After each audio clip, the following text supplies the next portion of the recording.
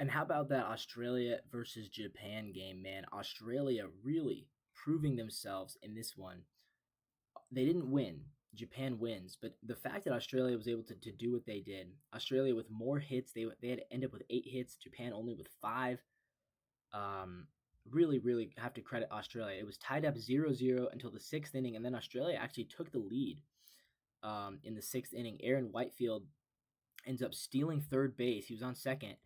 Japanese catcher Kenya Wakatsuki with an errant throw, and so Whitefield ends up scoring on the error. So he steals third, throw misses him, then he just goes home. So Australia takes a 1-0 lead there. In the seventh inning, Masataka Yoshida hits a 2-run home run to give Japan the lead. They make it 2-1.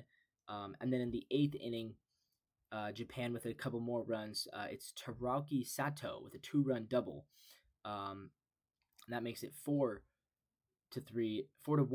Japan. In the ninth inning, Australia, Alex Hall hits a home run to make it 4-2, and then Rickson Wingrove with a home run as well makes it 4-3 with 2 outs. They stay alive for one more play, and then Australia was over for them at that point. Australian baseball, man, I mean, it is taking a massive leap here. They're now 2-1. Japan is now 3-0, so Japan has officially clinched a spot in the knockout stages, even if they lose against Czechia. I don't anticipate that. I think Japan will probably destroy Czechia. But yeah, Samurai Japan, they are moving on. For Australia, they also have a pretty good chance. So the way it's going to work, it's a tiebreaker. And like I said, Australia doesn't even have to win. They just have to lose by less than 5. It is weird, though, because if it's a high-scoring game, then Taiwan gets in. So basically, the way it works, if Australia wins, they're in. 100% they're in. They'd be 3-1. They'd take the number 2 spot from this pool. And for the second straight tournament, I should say, Australia moves on to the knockout stages. If Australia loses, they can't allow more than 7 runs. If they allow more than 7 runs, then Taiwan is the team that moves on. Or if Australia allows 7 or fewer, but also loses by more than 4, then Korea moves on. So it's a weird scenario.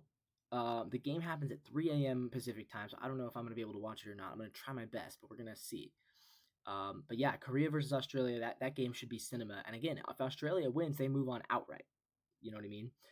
Korea is really hoping that they can win this game. Korea needs to win, I think, or else we're gonna have a serious conversation about the state of Korean baseball if they don't win, if they don't move on. And for Australia, though, they look really good. And again, credit to Australia. That pitching staff is way better than we think.